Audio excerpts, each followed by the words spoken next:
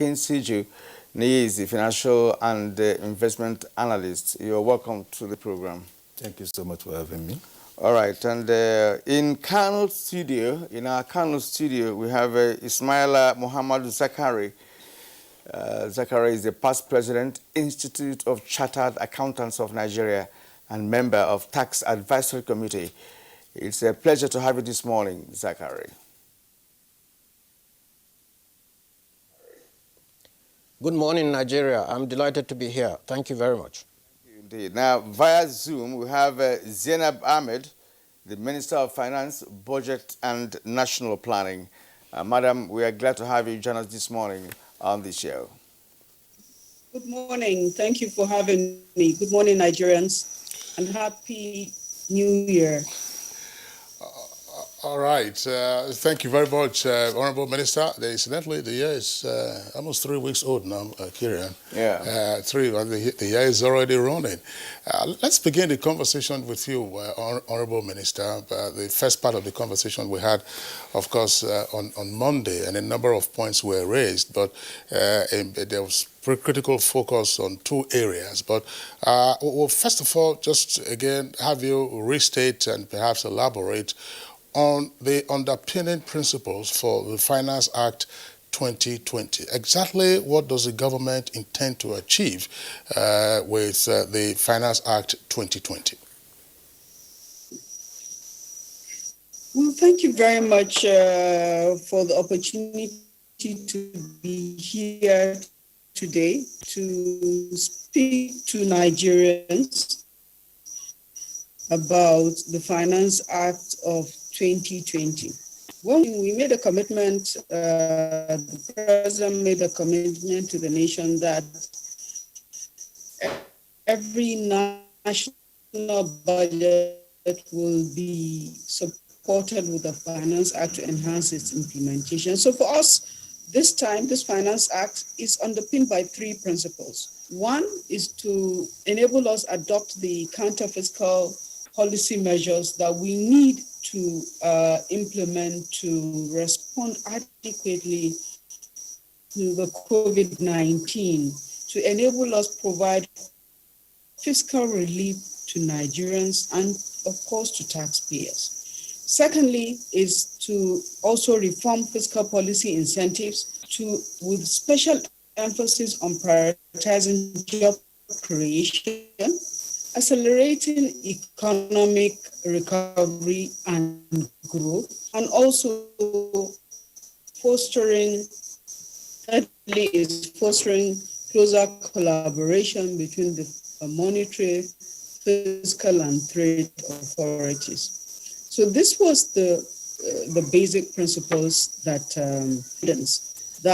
in this year, 2021, the year that is supposed to be a year of recovery, a year that is supposed to help government and businesses recover from the impact of the COVID-19 and stabilize, we agree that there will be no increases in taxes, and also that there will be no new policies introduced in the Act. So just those two broad overarching guidance that we had in preparation of the bill. So we set out to prepare this bill.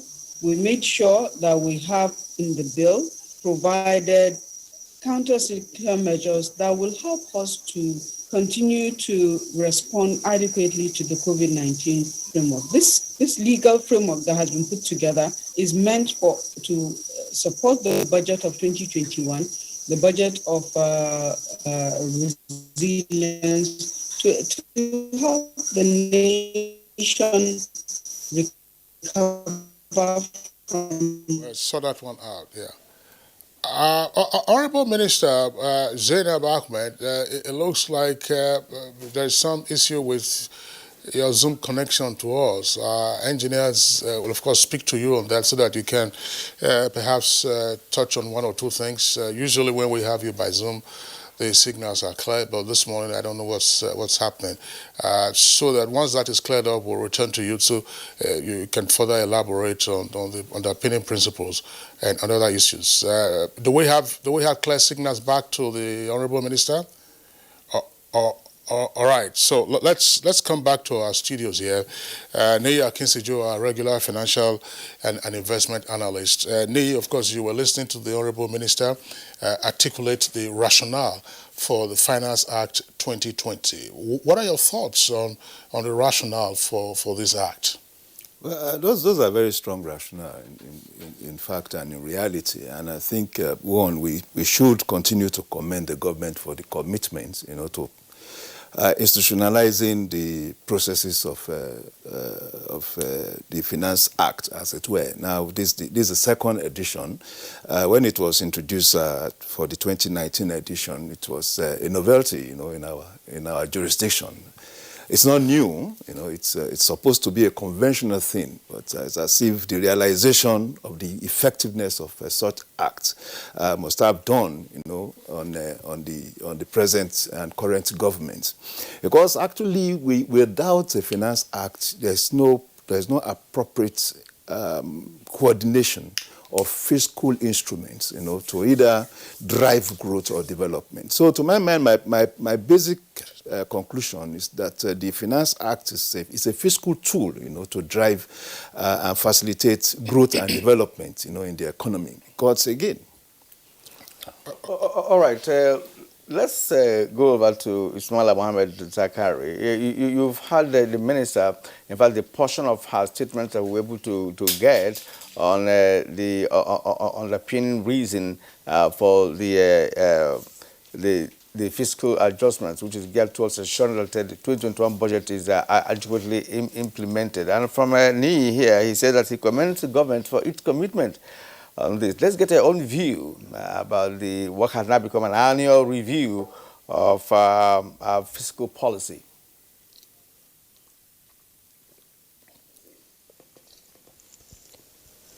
Thank you very much.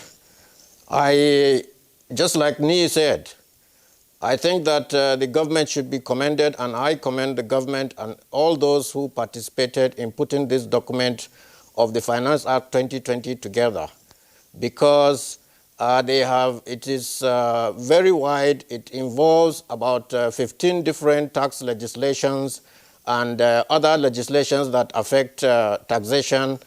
And like the minister said, the thrust is to reduce the tax incidence on people on some specific particular segments like agriculture and so on. And so I think that we commend the government for this effort. I think the Finance Act could have even gone more, if not for the fact that our tax compliance level is not so high, and the tax to GDP ratio is not so high. But so far, I think what the government has done in order to reduce taxes and also find ways of raising liquidity for government and so on, I think is commendable. Ismaila Zakari, we'll return to you in our Canon Network Center. A moment ago, the Honorable Minister of Finance was back on the screen, and we understand the connection is much clearer. So, Honorable Minister, let's continue to listen to your explanation as to what the Finance Act 2020 seeks to achieve in the main. And in responding to that, you may also wish to speak on this. There is no part of a legislation that is not useful. But from the government's point of view, what are the potential game changers in terms of strengthening the economy against whatever impact there might be of coronavirus, which is still lingering, and indeed other uncertainties that lie out there in the external environment and even the domestic environment? Well, thank you very much. Apologies, my deputy is poor and actually went off. I was saying that the Finance Act is designed with 5 thematic areas in mind. One is enacting counter-cyclical measures, and in that regard, we created a legal framework that is helping us to respond adequately to the coronavirus crisis. Also, it allows us to permit companies and individuals that have donated towards the pandemic to recover the donation in the form of tax relief. We also have designed the bill with a tax and fiscal responsibility view. That is, we had to amend a couple of fiscal legislations to enhance our implementation of tax reforms. And also, we have then been able to make provisions to amend the Fiscal Responsibility Act, to amend the Procurement Act, to also enhance the ease of doing business so that the businesses in the country will have tax relief to enable them plow back the taxes that they will have paid into their businesses to grow and also to employ people. We have been able to also make a provision to allow for fiscal relief for mass transit. This is very important. We were looking for how to provide fiscal stimulus to Nigerians, a stimulus package that will impact a large proportion of people. If you look at what is happening now, we have inflation running on an incremental basis, on a month-to-month basis. Within that inflation, if you decouple it, the largest component contributor to inflation is food inflation. And what drives food inflation? The largest component of it is transport. So we were looking at how do we make a provision that enables the reduction in the cost of transportation, which will have the consequences of reducing food inflation and providing relief to every Nigerian. So we had to take this very difficult decision about reducing the levies within the transport sector. We're very much aware that this reduction will affect the investors in the transport sector, but this is a fiscal stimulus. That is what government does when you have a crisis, to provide relief to the larger proportion of the population. We have met under the chairmanship of His Excellency the Vice President with the investors within the sector, and we're supposed to have follow-up meetings to look at how we can mitigate the impact of this policy decision, this fiscal policy decision on their businesses. For example, we were looking at how government, at least at the federal level, can make a commitment in line with its Buy Nigeria policy to buy made in Nigeria vehicles, so that there is offtake of these vehicles that is produced by these investors within the sector. And also to remind Nigerians that our assessment is the total number of vehicles that is brought into or required to be brought into Nigeria every year is about 750,000. The combined capacity today of the 14 assembly plants in Nigeria is about 50,000 vehicles in a year. So there's a wide gap. And it means also that government can actually uptake these vehicles. We will also be encouraging the states and the local governments to buy these made in Nigeria vehicles. We feel if we do that, the concerns of the industry should have been adequately addressed. But then again, we will be engaging them to find how we can provide relief. But our target is not to harm the industry. No, it is to provide the greatest possible relief to taxpayers, to Nigerians, to ease the difficulties that is caused by transport that has the consequences on not only food, but on several aspects of the day-to-day lives of Nigerians. All right, indeed. Let's remain with you, Honorable Minister. Actually, the 5 thematic areas that you have mentioned have a wide coverage of concerns, which, if, of course, adequately implemented, will actually turn the economy around and, of course, ensure that all you have stated are going to be achieved within the next 1 year. But I want to ask this question because when it comes to implementation, we usually have hiccups here and there, well, of course, going by what has happened in the past. Now, what are the assurances that there are strategies being put in place to ensure that these thematic areas you've mentioned are going to be adequately implemented to ensure result-oriented budget implementation 2021? So the revenue collection authorities, the FRS, the customs, and other revenue collecting agencies are improving on their efficiency. And the proof of this improvement is in the performance of the these revenue collecting agencies, even in the most difficult times we have ever seen in our country. The IRS, FIRS, for example, reports a revenue performance of about 98%. The efficiency of the tax collecting agencies has improved. A number of their processes are automated, removing manual processes that causes difficulties for people. We've also learned from the experience of the implementation of the 2019 Finance Act, where VAT was increased, and the structures to implement the increase in the VAT was not put in place before the act was passed into law. So there's improvement, which is on incremental basis, that has been going on. We're confident that these authorities that have this responsibility to implement the provisions of this act are poised and ready to hit the ground running and do the implementation, because the bill was designed together with them. It's not just by the Ministry of Finance. It's a broad-based group of stakeholders, including professionals, tax practitioners. We got the 5 big firms in the country supporting us. We got industry. We got different stakeholders, including some civil society and several ministries, departments, and agencies that have key roles to play in designing the bill. So it's not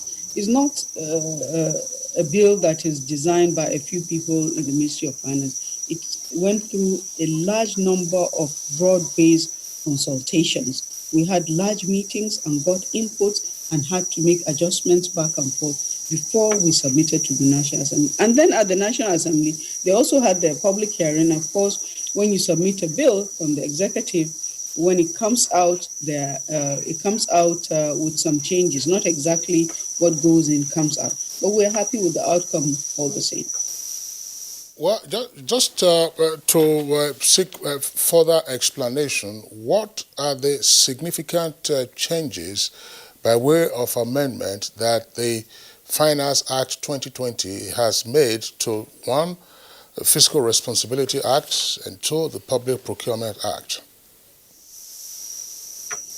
Well, in terms of the Fiscal Responsibility Act, the provision of the act that limits the deficit to GDP of the country to 3% was contemplated to be adjusted.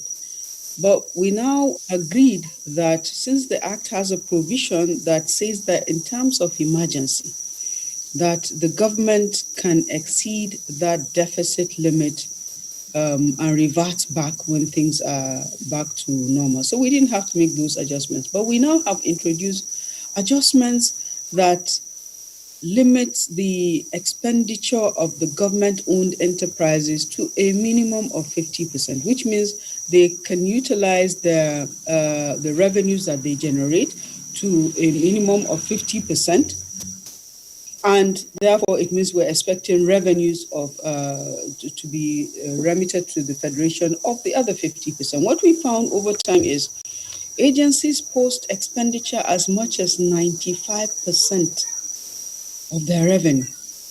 In some cases, 100%, and nothing comes to the Treasury. So by doing that, we're expecting a significant increase in revenue from the government-owned enterprises. We also have put in place a more stringent monitoring mechanism to track the performance of these government-owned enterprises, these revenue-generating agencies. On the Procurement Act, what we sought to do was to reform the Act to enable us get better efficiency within the procurement process. The procurement process is quite lengthy and complex, and what we've done is to be able to reduce the time that is required for procurement to be completed. That will enhance the performance of the budget, enabling the ministries, departments, and agencies to implement their budgets faster, and of course, it will be better. But apart from that, if you will permit me, there are a number of key provisions of the Finance Act that I would like to speak to. First of all is the provision that we made to allow for compensation of, to allow relief on compensation for loss of office after 10 million. So if you retire from office and you have your gratuity, the first 10 million of that gratuity is not going to suffer from capital gains tax, only if it is over 10 million that you will be taxed.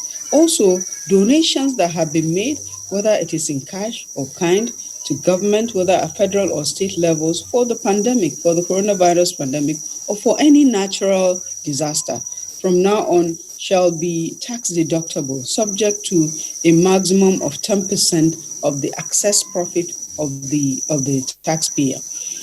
Thirdly, we have also made a provision to reduce the minimum tax threshold that is payable by companies by as much as 50%, moving this threshold from 0.5% to 0.25% of gross turnover of franked investment income for companies in the year of returns. This is for a 2-year period, so it's quite specific, so it's not perpetual.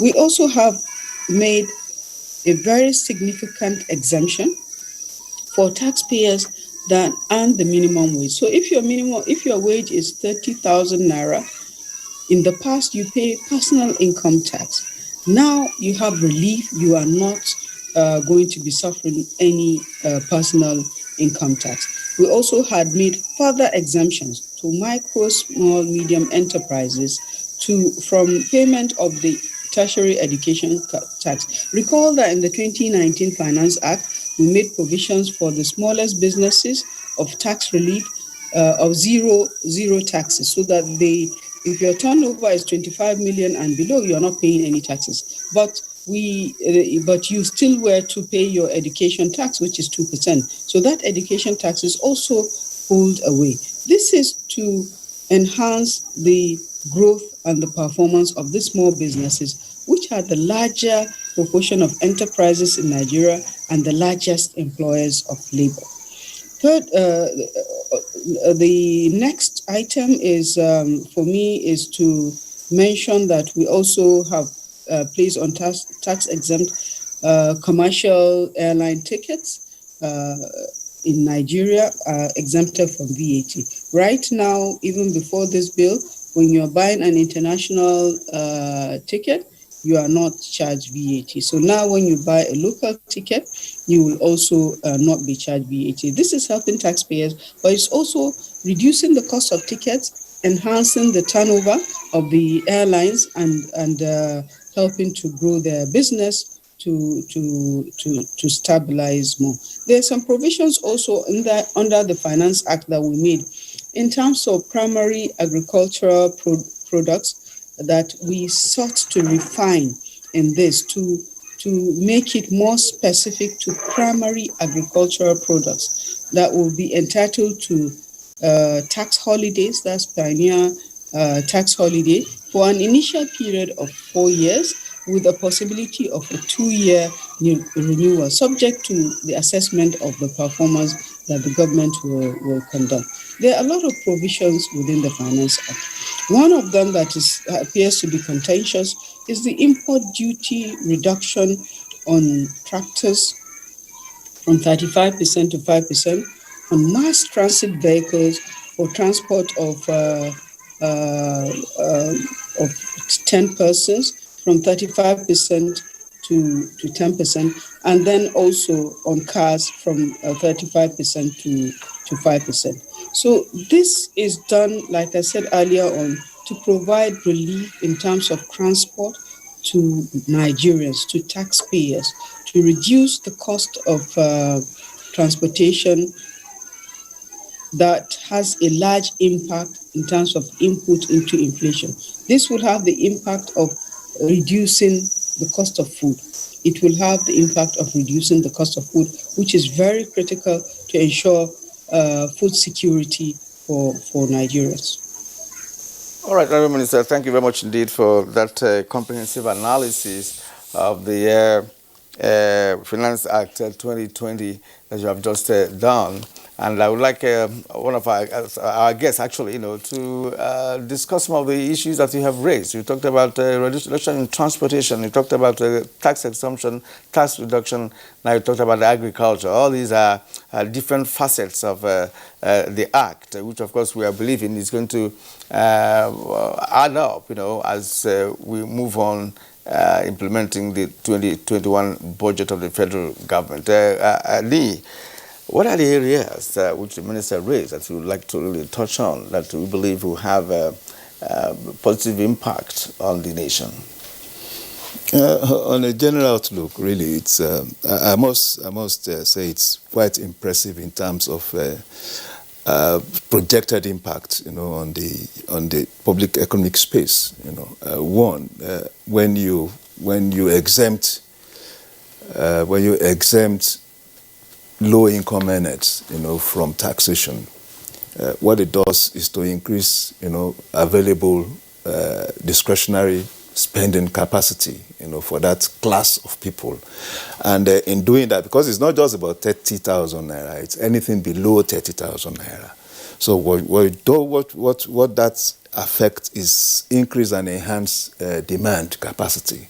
And of course that will, because rather than the 2,000, 3,000 naira that may likely go, that could have gone into government coffers, the earner now has that extra fund, to buy and make purchases. And the cyclical multiplier effect, would impact even the manufacturers and private service providers at the end of the day. That's one impressive thing. And of course, the reduction of minimum tax from 0.5% to 0.25% would also, again, that's retained earnings, as it were, because it's manufacturers will now be able to take that. Instead of paying that, to federal government, manufacturers will be able to plough back that into their businesses, and of course, most likely, assembly lines, would be reactivated or even activated, as it were. The act, to me, also points to the direction of impact the federal government is looking at, especially agriculture. By establishing pioneer status for primary agricultural enterprises, what you have done essentially is to encourage people to go into agricultural ventures, especially at the primary level, which is important because it talks to productivity and increasing productivity at that level. Agriculture still remains, the bastion of the Nigerian economy, either in terms of food production or even in terms of raw materials. So if you have more Nigerians going into that, it would have a cumulative impact, on the Nigerian economy. So by creating a pioneer status, for a minimum of 4 years and a possible 6 years period, shows that agriculture there is a creation of attraction, around agriculture. Yes, the reduction in VAT, the reduction in levies, for importation of tractors, for instance. Now, what that suggests to me is that the federal government is looking at going to the next level of agricultural venture, which is mechanized agriculture, and tractors are very essential, to this level. So, of course, by reducing the levies, it's saying that the cost of acquisition and importation and acquisition of tractors will be reduced, and of course, more people will have access to it, and that would again aggregate to increased production along that value chain. On transport, yes, again, that is also impressive. But I think one other thing that needs to be mentioned in that act is the tax refund provision. Huge redressing, of inequity in the tax process. I know up to the 1980s and perhaps early 1990. We had that as part of our tax practices, where tax payers get refunds, either because of the number of their household and, of course, other kind of responsibilities. Now, this has been reintroduced, and I think it's a measure of actually driving tax tax payments, because if I know that it's likely refunds will be made to me, I would make appropriate, honest assessments, in my tax declarations, and knowing that state will give consideration for refunds where I've made application, for that.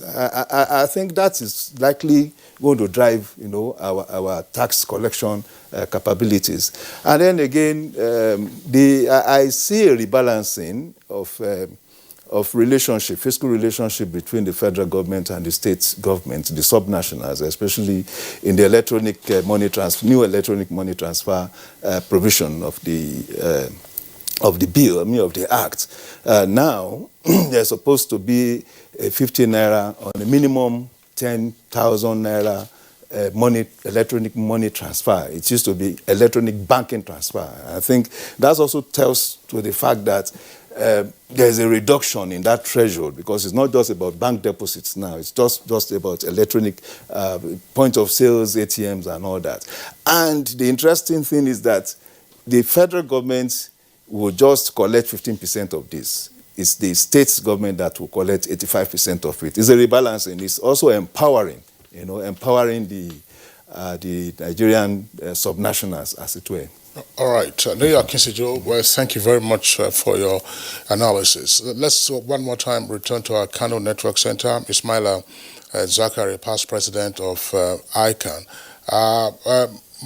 Malam Ismaila, I would like you to speak to one aspect of what the Honorable Minister explained.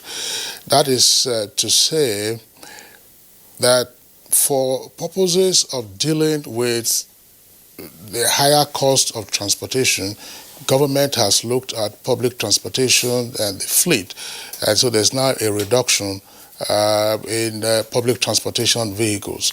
Some persons have argued that yes, that may very well be so, but that the push factor in the higher cost of transportation in the country, the push factor can be divided into at least 2 or 3 broad areas. One, fleet replacement is usually a function of the forex regime. And today we know what the exchange rate is in the country. That's one. And secondly, once you already have your fleet, as most of the transporters do, the other critical factor has to do with the fuel cost. So, and plus, of course, the state of the roads, as they will complain from time to time. How, therefore, does the provision in the Finance Act address these 3 critical factors in seeking to either put a cap on higher transportation costs or alternatively reduce the higher transportation costs, namely forex rate, secondly, and more importantly, fuel costs, and thirdly, the state of the roads?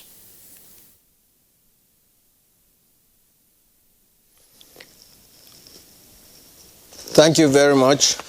I want to say that the issue of the transportation, as discussed by the Honorable Minister, is a fiscal measure that is commendable in terms of the fact that fleet cost or transportation vehicles that are imported into the country, the tariffs have been reduced from 35% to 10%.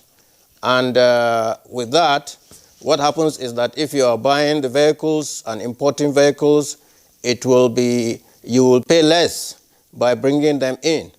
There is a comment generally in the public right now that the tariff reduction is a disincentive to those who are manufacturing vehicles, especially mass transit vehicles in Nigeria. And I think that just like the Honorable Minister said, the mass transit vehicles that are produced in Nigeria, they are not in the number of those that are actually used and purchased by, there is a limitation in terms of their capacity to produce. I think that with that, it will be an incentive for them also to import CKD and produce more mass transit vehicles, because as the Minister said, there are plans to encourage those who are producing mass transit buses in Nigeria to give them further incentives so that they can produce. With regards to issue of fuel, Of course, we buy fuel at the same price. And right now, government has reduced the subsidy and things seem to have settled down. We are all moving around. It's only in terms of the cost of the fuel, which is still tied to the dollar. And the dollar is going higher. It's not a fiscal policy for government to touch foreign exchange rate. It's a monetary policy issue, and we have to leave the issue of the dollar for the CBN to try and stabilize the dollar rate so that things can be affordable in Nigeria. Thank you very much, Ismaila Zakari. I want to come back to Nia Kinsijo to speak to the question I just posed to Zakari.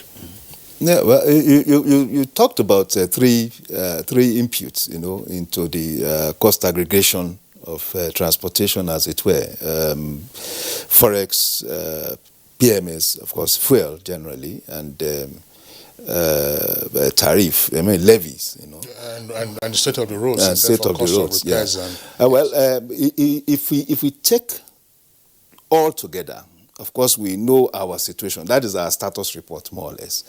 But our worst case scenario, the scenario now is that there is a reduction in one of the pillars that we're talking about in possible levies that will be, that will be imposed on the importation of this vehicles. So I think the fact that you have 35% reduced to 5% and 10% respectively between mass transit vehicles and passenger vehicles, and of course cars, to a large extent, that will reflect, in the total aggregation of the cost that would have been incurred in this consideration. So for me, there are certain things we cannot manage for now, or rather we cannot address, because we are moving towards a market-driven economy, as it were. We've spoken about subsidy on fuel here, so that is given, and of course, as the Kano guest said, the forex matter cannot be touched. It's a monetary matter. We cannot that cannot be manipulated directly by government. But what is impressive is that government had been able to identify a major fiscal, input, which is the increased levy. When this levy was, don't forget that levies were increased on importation of vehicles and, of course, other forms of CKDs of up to 70% at a point in time.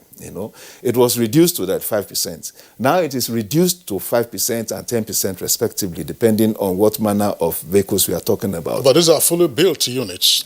Fully built. Yes. They are not CKDs. Yes. Now, it's important we also emphasize what the Honorable Minister has said.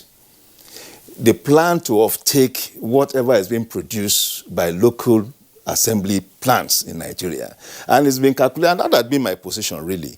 We use the annual demand, for vehicles of all sorts in the country. It's more than 600,000. It's now that the Honorable Minister had confirmed that it's about 750,000. Now, if you blockade that flow, into the system, what you have done is to create an artificial cost. And that would impact more of the larger percentage of the population, than even the assembly.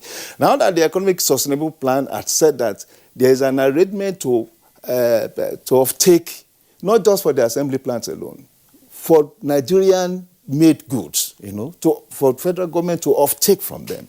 It means that, of course, whatever they are producing is taken care of. You know, so there's no disincentive for them not to produce. They would, whatever they are producing will be purchased. What's our national experience? I know, both Kirian and yourself and others are strong advocates of consuming made in Nigeria. When the minister says, okay, but the federal government, will do this, and they seek to persuade the subnational entities to also approach, say, the automobile industry as off-takers. For several editions of Good Morning Nigeria, you recall one of the points that kept coming up was the purchase of cars by the National Assembly.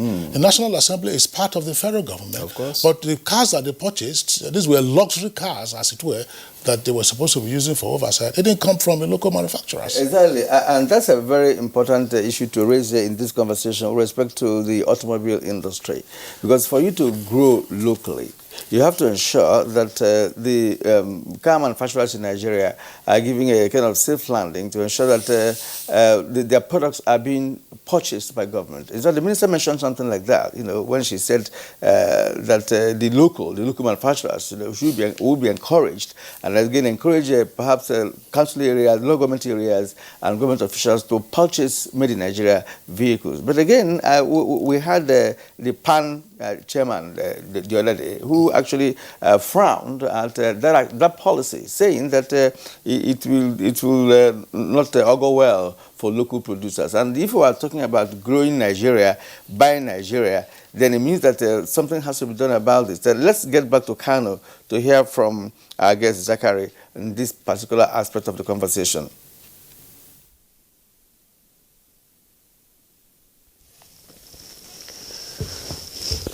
Well, just like Nii said, and the minister has told us that the demand for vehicles of this nature, that is mass transit vehicles and buses, passenger buses, is about 750,000 units. And the local production is only 50,000. So there is a gap of 700,000. I think this policy, apart from reducing the tariff and encouraging the importation and making it cheaper, is also an anti-smuggling strategy. Because if we have a gap of 700,000 and we do not reduce the tariff, the direct effect is that those vehicles will just be coming through the borders, will be smuggled, and nothing will be collected in terms of tariffs by government. With the development, it is not possible to achieve all the three ends, to say that we have to reduce the foreign exchange for these importers. And I think government has done what they can do as far as the fiscal element is concerned. With regards to the monetary element, the Central Bank of Nigeria perhaps will need to look into this area to see if what they can do to reduce the foreign exchange, because the foreign exchange issue really, we should not have subsidy and multiple rates. I think we should try and converge all these rates and try to see. Government has to have a policy where they will take direct measures in reducing the foreign exchange rate so that the impact on the economy will be improved. That is, we can go with less naira to import things from outside Nigeria. This is going to be, it's not a short-term measure. It is, if government really look into this, maybe they can put a timeline of, say, about 5 years and say we are going to reduce the FX rate vis-a-vis the naira to a level where it will be better for Nigerians to import and do business, and it will be better for our economy. But coming back to the issues, I think it's only when we have money, the government has money, that they will be investing in roads. There are mass road projects that are going on right now in the government, and money is required to put these roads in good shape so that there will be less damage to the vehicles and they can last longer and so on. I think, for me, I commend government for taking this step, but it's not so wide a step, or, they can do more, but gradually. Ismaila Zachary, past president, Institute of Chartered Accountants of Nigeria, and a member of the Tax Advisory Committee, would like to thank you for being part of our conversation this morning. You joined us from our Kano Network Center. Thank you. All right, so we're going to have to take a short break. The Honorable Minister of Finance, Hajia Zainab Ahmed, is still with us, along with Nia Kinsiju. A new edition of TV Guide is out with special focus on the game changer, His Excellency Governor Abdullahi Sule of Nasarawa State. Broadcasting in the digital economy, Maxwell Logo gives an insight. This edition also features Nancy Naji of AIT, a name synonymous with business. Meet the NCDC boss, Dr. Chikwe Ihekweazu. TV Guide, your indispensable companion, also x-rays the relevance of social media in the modern society. Meet some TV professionals who have impacted their spaces and other inspiring stories in sports, entertainment, and lots more. Grab a copy at the vendor near you or NTA stations nationwide. TV Guide, your indispensable companion.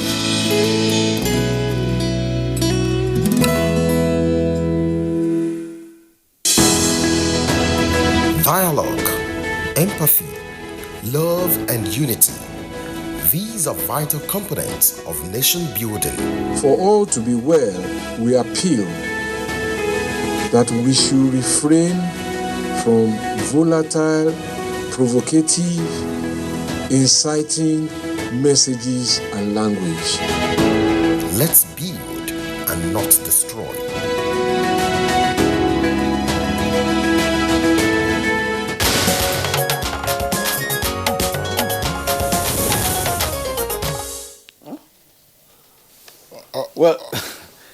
All right. Welcome back. It's still Good Morning Nigeria, reaching you live on the network service of the Nigerian Television Authority. Let's rejoin the Honorable Minister of Finance, Budget and National Planning, Hajia Zainab Ahmed.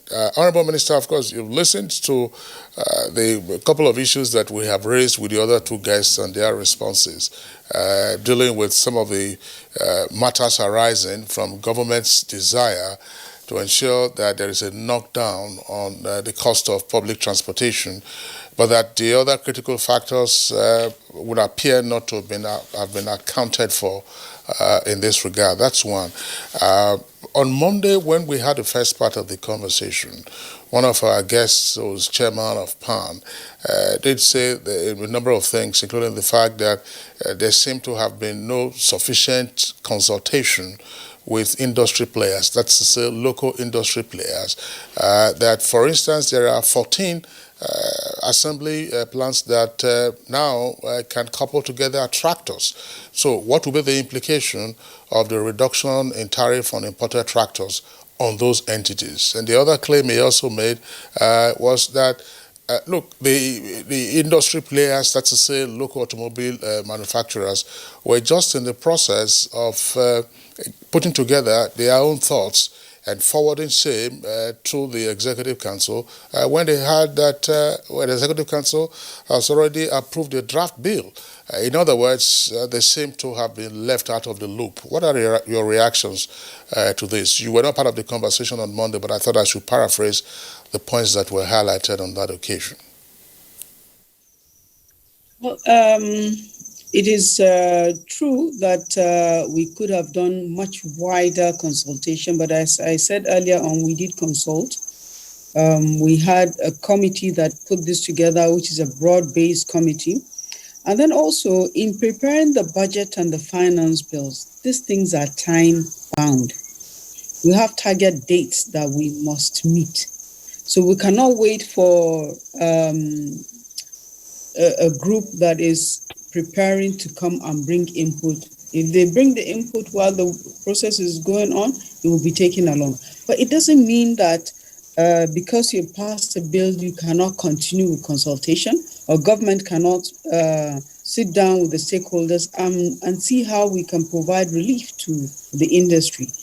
The thing about government is you have to always, at any point in time, whatever decision you you make, most of the time somebody is favored, somebody is not. And what we seek to do is to see how we can have impact on a larger number of citizens, taxpayers. And again, I said our intention is not to hurt the auto industry. It's a very important sector. It has the potential to grow, and with this incident that has happened, there will be more focus and more attention by both by government as well as by the industry. The policy, the auto policy that is being implemented now is 7 years old. We're still very way behind. We have a crisis, a national crisis, where there are very few tractors for agricultural production. We need to bring them in at zero duties so that more agricultural production can be enhanced. It's not meant to hurt the industry. We need to sit down with the industry. We need to have their ask, what is it that you think we can do for you under this circumstance, apart from committing to buy or take what you produce, at least at the federal level? What can we do for you? So we are still going to have those discussions. And also, there's also the authority that has been given to Mr. President, which is implemented through the Ministry of Finance, to create new fiscal policies, not necessarily by law. So we can create new fiscal policies, it's allowed. We can create policies not necessarily by law, but this act has been passed, it's a law. We have to work with it and see how we can best implement it. If it comes to worst case, then we look at amendment, but we don't see why an amendment is necessary, because the overarching goal is to enhance the agricultural sector by bringing in tractors, to reduce cost of mass transit for movement of goods and people, and this is meeting it. So the other side, the flip side of it, is to look at how do we provide additional relief to the industry that is already invested in the sector to protect their businesses from hurting. We don't want them to close down. We don't want them to lose jobs. So we will have to provide some incentives for them to support them in their investments. I think the Honourable Minister has made a very, very valid point here. Because in as much as we like to grow the local industry, we don't have to allow a particular area of concern, such as agriculture, to suffer. And again, transportation, which of course is huge when it comes to its contribution to the national economy. That's right, Kyria. I just would like the Honourable Minister to also respond to one other concern that was raised in the first part of our discussion, and that has to do with one faithful implementation of the provisions of the Finance Act 2020. But more importantly, according to one of our guests on that occasion, is policy consistency. Now, earlier, Neya Akinsijo was talking about, and we have seen it there in the provisions of the Finance Act, incentives to investors in the agricultural primary produce subsector. So you have a tax holiday, 4 years in the first instance, and it could, of course, be ramped up by another 2 years, which gives you an aggregate of 6 years. Some persons would now say, all right, on the basis of what this policy is, we can have a pioneer status for an aggregate period of 6 years. Let's begin to make our investment decisions. And some of those investment decisions might not come until maybe another year or two. And by another year or two, there is concern that perhaps the policy just might change. Again, of course, this is flowing from our national experience. That's why earlier I asked about what you thought would be the key aspects in this act that are potential game changers. Can we expect consistency and faithful implementation, as some of the guests indicated when we discussed this issue first on Monday?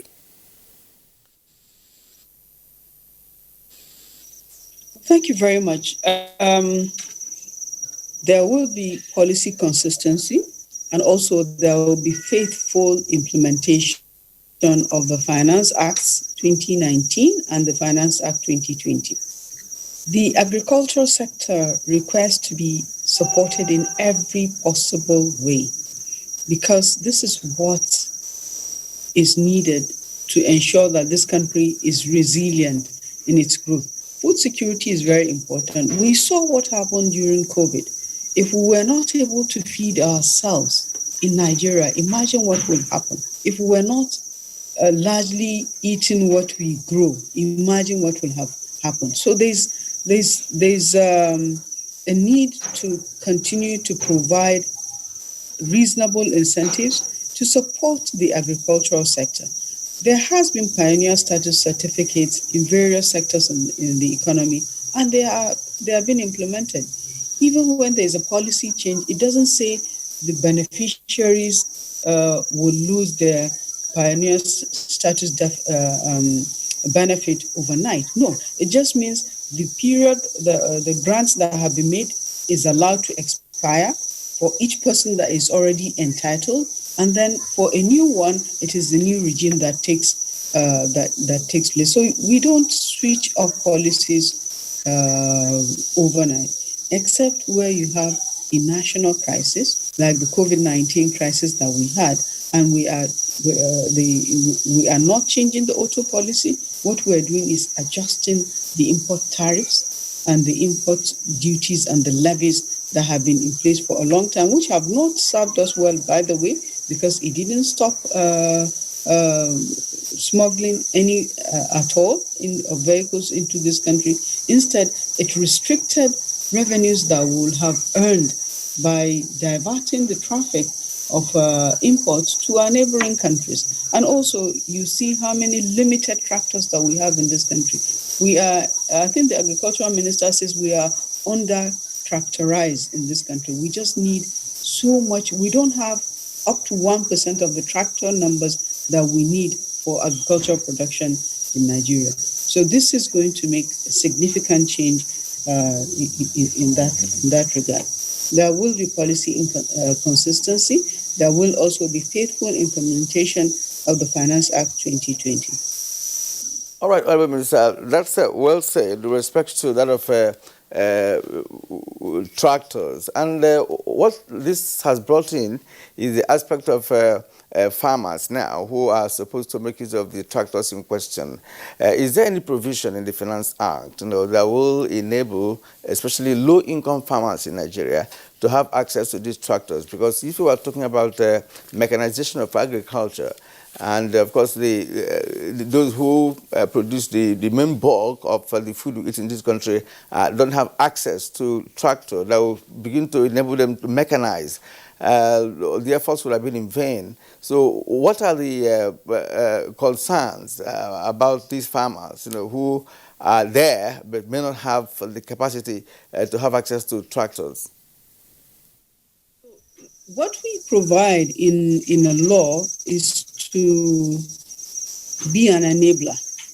An enabler means we will be able to now have more tractors within the country. So our design is that there will be an encouragement for leasing of tractors, so that you don't even have to buy the tractor yourself. There will be companies that have the capacity to buy tractors and actually lease them, or even to just supply tractor services. So when you have more, there will be companies that will be able to go and use their tractors on farms, and then farmers pay a fee, because tractors are very large investments. Not every farmer will be able to do the investment, but every farmer we are planning should be able to rent time on a tractor. The tractor will come to their farm and actually do the work it's supposed to do, and they pay a fee for that. So that way, the productivity will be greatly enhanced.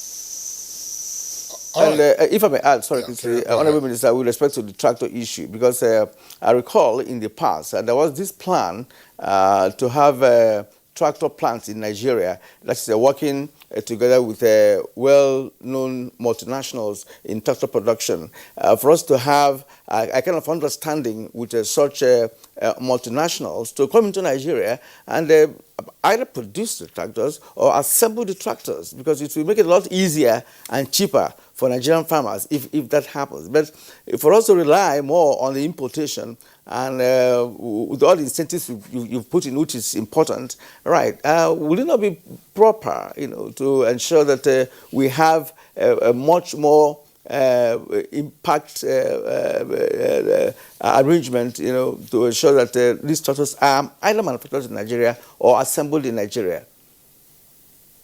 I guess you're referring to the Agricultural Green Imperative Program, which is a partnership between the government of Brazil and the government of Federal Republic of Nigeria, where the government of Brazil is providing investment of about 1.2 billion euros within that range. And one of the key components of that is that Brazilian companies will be providing parts or tractors for 6 assembly plants that have already been identified in Nigeria to assemble those parts. This facility is still with the National Assembly for approval. It is only when it approves that it will take off. And once it takes off, it will take some time to stabilize.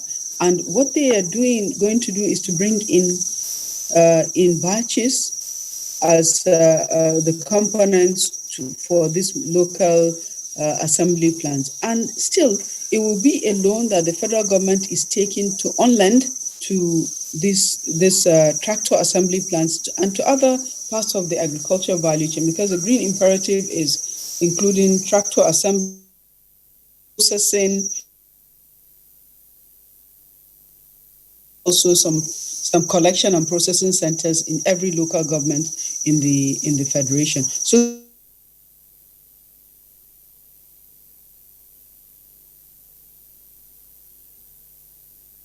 it does appear we have lost. Yes, I don't know if she's back. All right, Honorable Minister of Finance, we're getting pressed for time. I would like you to also speak to one other issue that, of course, has generated quite some public reaction, and that has to do with what we find in the Finance Act regarding unclaimed dividends and dormant balances that have been so for 6 years. Now, there are concerns as to why government is taking this approach, even though there's been the explanation about global best practices with regard to dormant balances and so on and so forth. The critical concern here has to do with the desire to set up, say, a trust fund. And one of our guests on Monday did say that that trust fund will be another bureaucracy that will, in fact, consume much of the benefits that government ordinarily would derive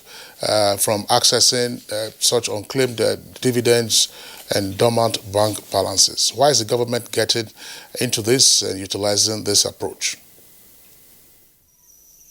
Well, within the banking system, there are a lot of dormant accounts with balances sitting in those accounts and not serving anyone except perhaps maybe the banking system. There's also within the system of the registrars unclaimed dividends that are sitting in registrars' accounts, sitting in banks, that is not serving a greater good. Before the Finance Act, once dividends are claimed for 12 years, the CAMA makes a provision that the company can plow back those dividends into the dividend pool and share to existing shareholders. So once that is done, the shareholder actually doesn't have a claim on that dividend anymore.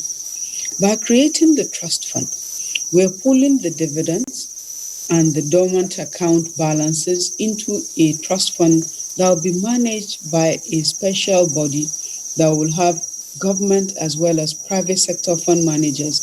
And these funds will be perpetually available to people that are entitled. So if whatever number of years after a registrar reports an investor that is entitled to that body or his heirs are entitled to that dividend, then they get paid from that pool of funds. Unlike the previous legislation that after 12 years is plowed back and is distributed to other shareholders within the same company. This means that these shareholders' funds are better protected by government and will be perpetually available. The same thing also with the dormant accounts. After the compelling requirement to have BVN registered, we saw a large increase in the number of dormant accounts. And this suggests that some of these dormant accounts are owned by people that are unwilling to come forward and actually claim them. And we are going to use these funds to invest in the Nigerian capital market. So it still will be, the use of the funds will still be regulated by the regulator of the Nigerian capital market. There will be investments in federal government bonds or any market bonds or instruments. So it's going to be visible investments. It's not that it's going to be taken and put to finance the budget. No.